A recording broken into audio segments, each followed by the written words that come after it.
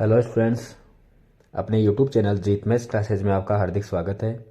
Last video में हमने NCERT 10th की जो बुक थी मैथ की, उसमें 5.3 जो एक्सरसाइज थे उसके क्वेश्चन नंबर 11 कर लिया था, 12 कर लिया था, 13 कर लिया था और 14 तक कंप्लीट कर लिया था।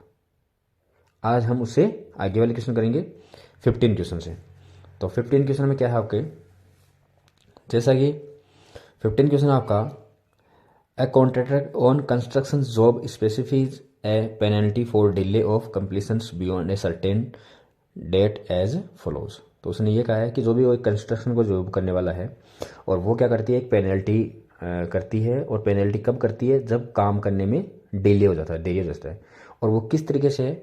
इस तरीके से है कि Rs 200 फॉर फर्स्ट डे, एक दिन का उसको 2,200 रुपये देने पड़ेंगे। जब उसने अगर एक दिन, जैसे मान लो आजकल नहीं चलते, जैसे रोड बनाते हैं तो उनको क्या होता है, फिक्स टाइम मिलता है। जो भी ठेकेदार होते हैं उनको फिक्स टाइम मिलता है कि आप इस टाइम तक, मतलब एक डेडलाइन मिलती है, इस टाइम तक आप अपना कंप्लीट कर लीजिए काम, अन्यथा आपको आपको नहीं मिलेगा, ये काम दूसरों दिया जाएगा। और कुछ पेनल्टी भी होती है आपकी। तो यहाँ उसी तरीके से कुछ किया गया है कि अगर एक दिन आपने काम को डिले किया तो 200 रुपये आपको पेनल्टी के देने पड़ेंगे। और दूसरे दिन अगर डिले कर दिया, 2 दिन हो गए तो उसको 250 देने पड़ेंगे। तीसरे दिन हो गया तो 300 देने पड़ेंगे। ऐसे उसकी पेनल्टी चलती रहेगी। इसका मतलब ये हो गया कि उसको 50-50 रुपये बढ़ाकर पेनल्टी देनी पड़ेगी।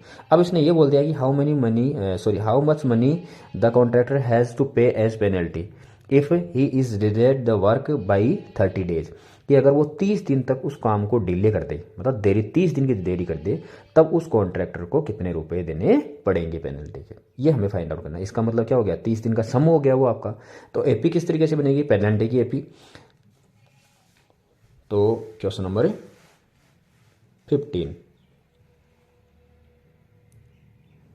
तो पेनल्टी के रूप में देखो, जो एपी बनेगी वो क्या बनेगी, पहले दिन उसको 200 रुपये देने पड़ रहे हैं, दूसरे दिन उसको 250 रुपये देने पड़ रहे हैं, तीसरे दिन उसको 300 रुपये देने पड़ रहे हैं। ऐसे चल रहा है काम, पेनल्टी दे रहा है अगला और बस लेने वाला ले रहा है। 30 दिन तक कितना होगा, तो यहाँ से एक की जगह कितना आपका 200, डी की जगह कितना हो गया, अगले ने कहा था कि 50 रुपये बढ़ोतरी पर, इसका मतलब डी। आप ऐसे ही फाइंड आउट कर सकते हो A2 माइनस A1 करके। अब इसने कहा है कि 30 दिन, इसका मतलब एन इक्वल टू कितना दे रखा आपको 30। अब इनका सम कितना हो जाएगा, तो S30 मतलब SN equal to N/2 2A plus N-1 into d. N की जगह कितना आपका 30, 2 मल्टीप्लाई बाई 200, 30 में से 1 माइनस करेंगे तो 29 और हो गया 50। कैंसिल आउट किया तो वैल्यू कितनी आ गई आपकी 15। ये हो गया आपका 400 प्लस, जब 50 को इससे मल्टीप्लाई करवाएंगे 0, 45, 4, 10, 4, 14। ये 15 से मल्टीप्लाई हो जाएगा 1850, और दोनों को मल्टीप्लाई करवाएंगे तो आपके पास में 15 दिन का कितना डिले हो जाएगा वो फाइंड आउट हो जाएगा, कर सकते हो। 0, 15, 5, 75, 7, 15 × 120 और 7, 27, 12, 15, 7, 27। ये कैलकुलेशन मिस्टेक आप देख लेना, अप्रोक्सीमेटली इतने रुपये हो जाएंगे इसे मान लो। तो क्वेश्चन था आपका कितने दिन की पेनल्टी हो जाएगी, तो उसको इतने रुपये पेनल्टी के देने पड़ेंगे। आपको पसंद आया होगा, अगर समझ में आया है तो वीडियो को लाइक कीजिए और अपने दोस्तों के पास में शेयर कीजिए। चलते हैं नेक्स्ट क्वेश्चन में। नेक्स्ट क्वेश्चन है आपका क्वेश्चन नंबर 16। क्वेश्चन नंबर 16 में क्या बोला गया है, क्वेश्चन नंबर 16 में बोला गया है कि द सम ऑफ Rs 700, इतने रुपये को, और 7 प्राइस इसमें देना है, मतलब N इक्वल टू 7 आ गया आपका। और इसने ये कहा है कि जो प्राइस है वो प्रत्येक प्राइस है वो 20 रुपये कम है ना, अपने ही आगे आने वाले प्राइस से 20 रुपये कम है। Find the value of each price, मतलब प्रत्येक प्राइस की आपको वैल्यू फाइंड आउट करनी है। तो हमें दे रखा है कि सम मतलब कितने रुपए की राशि है उसके पास में 700 की, तो SN आपको दे रखा है। कितने प्राइस में डिवाइड करना है उसको 7 डिवाइड में करना है। और इसने कहा है कि प्रत्येक है वो आगे वाले से 20 कम है। जैसे ऐसे मान लो कि 20 आ गया तो आगे वाला कितना है 40, तो 20, इसका मतलब डी की वैल्यू कितनी आएगी आपकी -20। अब हमें फाइंड आउट करना है प्रत्येक प्राइस, मतलब A1 कितना है, A2 कितना है। तो वही SN दे रखा है, तो SN का फॉर्मूला पुट करते हैं, N/2 2A plus N-1 into D, और इक्वल टू आपको दे रखा है 700। एन की जगह हमें दे रखा है 7 प्राइस थे, तो n/2, एक की वैल्यू हमें गिवन नहीं है, n-1 मतलब 7 - 1 तो 6, डी की जगह कितना आपका -20 इक्वल टू 700। तो देखो 2a प्लस को माइनस से करवाया माइनस, ये हो गया आपका 120, 700 जो डिवाइड में था 2 वो आ गया मल्टीप्लाई में, और 7 मल्टीप्लाई में था वो आ गया इसके डिवाइड में, तो कैंसिल आउट होके कितने हो गए आपके 100, तो वैल्यू आ गई 200। यहाँ से 2a इक्वल टू कितना हो जाएगा आपका 200 माइनस का है तो प्लस का, तो कितना हो गया आपका 320। a इक्वल टू कितना हो जाएगा आपका 320 और 2 इसके डिवाइड में आ जाएगा, तो वैल्यू कितनी आ गई 160। इसका मतलब एक प्राइस कितना हो गया आपका 160 तो हो गया। तो आप इसने क्या बोला था वैल्यू ऑफ ईच प्राइस, तो हम रख लेते हैं value of each of the prizes are, पहला 160, दूसरा क्या होगा इससे 20 कम हो जाएगा, या फिर ऐसे कर सकते हो आप A2 फाइंड आउट कर सकते हो। देखो A1 आ गया ना आपका, तो A2 किस तरीके से करेंगे, a प्लस डी, एक की जगह कितना आएगा 160 और माइनस का a, तो इसका मतलब 140।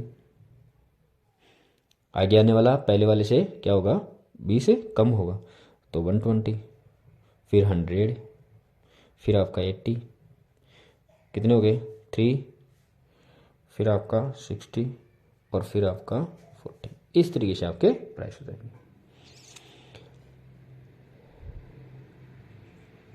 पहले वाले प्राइस से जो आएगा वो क्या हो जाएगा 20 से कम हो जाएगा। इस तरीके से आपके सातों प्राइस हो जाएंगे। आप अलग अलग ही फाइंड आउट कर सकते हो, जैसे ए की वैल्यू आ गई तो A2 निकालो, A3 निकालो, A4, क्योंकि आपके पास में डी भी है और ए भी आ गया, तो ऐसे फाइंड आउट कर सकते हो। डायरेक्ट भी आप लिख सकते हो, ये AP है एक तरीके से मान लो। तो ये था आपका क्वेश्चन नंबर 16। अब बात करते हैं इसके नेक्स्ट क्वेश्चन, क्वेश्चन नंबर 17 की। तो क्वेश्चन नंबर 17 में देखिए, क्वेश्चन नंबर 17 में इसने ये कहा है, एक स्कूल में स्टूडेंट ने सोचा ट्री लगाने का, किसमें ग्राउंड में जो भी था आपका एयर रिड्यूस करने के लिए। चलो अब इसने बुलाया कि ये डिसाइड किया गया कि the number of trees that each sections of each class will plant, मतलब क्लास में जितने सेक्शन है उसके हिसाब से ट्री लगाए जाएंगे, will be same as the class, मतलब क्लास है उतने, इन विच दे आर स्टडिंग, मतलब जो पढ़ रहे हैं, मतलब फर्स्ट क्लास वाले हैं दोस्तों, जैसे आगे बताया गया है, that is a section of class first will plant first tree 1 tree and section of class second will plant second मतलब 2 trees and so on till 12th class, मतलब 12वीं क्लास तक लगाएंगे। अब इसने ये कहा है कि there are 3 sections of each class, मतलब प्रत्येक क्लास के 3 सेक्शन है, मतलब पहली क्लास एक पेड़ तो लगाएगी, लेकिन पहले क्लास के सेक्शन कितने हैं, जैसे first A, first B, first सी, तो इसका मतलब फर्स्ट AB वाला भी एक पेड़ लगाएगा, बी वाला भी एक पेड़ लगाएगा, सी वाला भी, मतलब फर्स्ट क्लास 3 पेड़ लगाएगी। फर्स्ट क्लास कितने लगाएगी 3 पेड़ लगाएगी। इसी प्रकार से सेकंड क्लास क्या है, सेकंड क्लास कौन कितने लगाएगी 2 लगाएगी, लेकिन ईच सेक्शन 2 लगाएगा, मतलब 3 सेक्शन हो गए तो कितने पेड़ लगा दिए उसने 6 पेड़ लगा दिए। इस तरीके से चलेगा।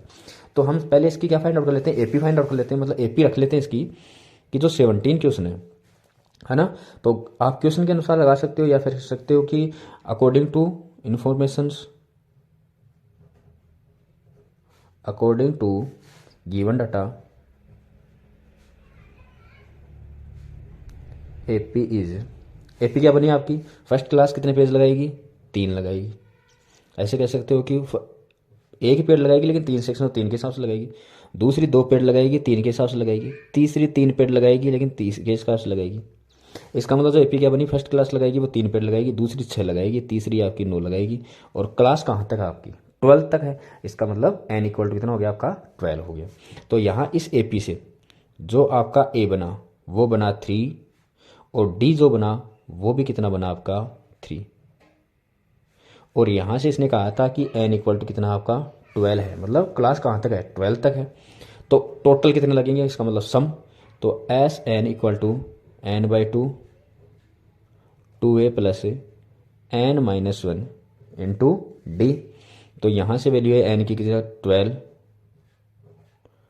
एक की जगह 3, n की जगह 12 - 1 11, और डी की जगह भी 3, कैंसल आउट किया तो 6, ये हो गया 6 प्लस का 33, तो वैल्यू आई आपकी 6 मल्टीप्लाई बाई, इन दोनों को ऐड कर देंगे कितना हो जाएगा 39। तो 9 6 54 5 18 और 5 23। तो इसका मतलब क्या हो गया, आपके पास में टोटल पेड़ कितने लगेंगे, 234। हरा भरा हो जाएगा पूरा स्कूल।